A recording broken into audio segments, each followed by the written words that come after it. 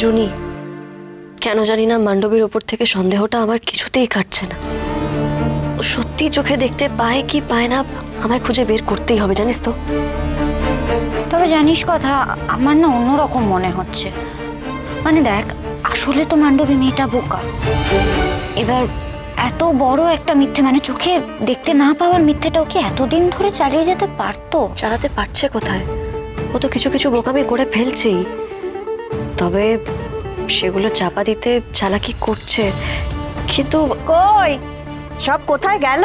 এই তো কথা জুড়ি সব এখানে। দাঁড়াও, আগে প্রণামটা সেরে ফেলি মাকে। কি গো, এ কি পিসিয়া, তোর হাতে কি হয়েছে? এটা আর বলো না, ওই পুরীতে আরতি করছিলাম মন্দিরে, গরম গিয়েছে একেবারে হাতে পড়ে গেল। ওরে বাবা, কি জ্বালা কি জ্বালা। এ বাবা, আচ্ছা আগে বলো, কখন ফিরলে তুমি? আমি তো সেই ভোরবেলা ফিরেছি, তখন তোমরা গভীর ঘুমে। ঠাকুর মশাই, আপনি কেমন আছেন? হ্যাঁ, ভালো আছি লেখামা।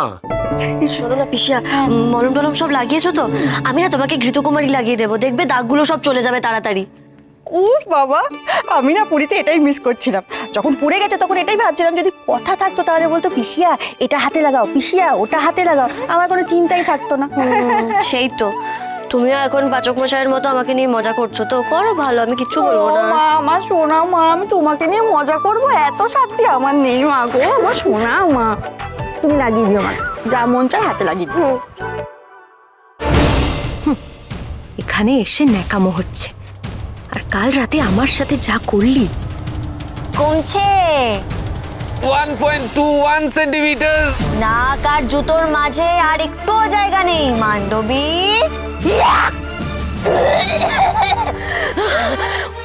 গোবর দেবী আমার গায়ে গোবর লাগিয়ে দেওয়া তো আমিও তককে তককে থাকবো।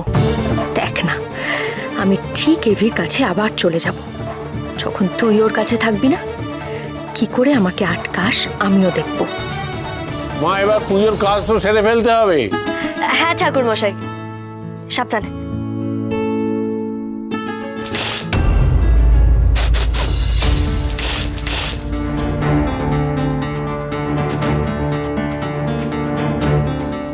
কি হলো আবার? সেই গন্ধটা ধূপের গন্ধ না তো?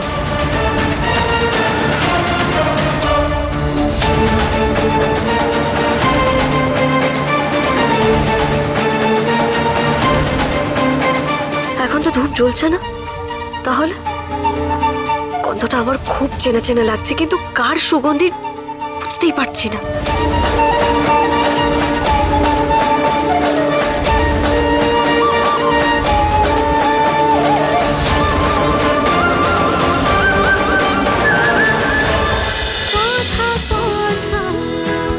কথা সোম থেকে রবি প্রতিদিন সন্ধে ৭টায় স্টার জলসায় ও ডিজনি প্লাস হটস্টারে।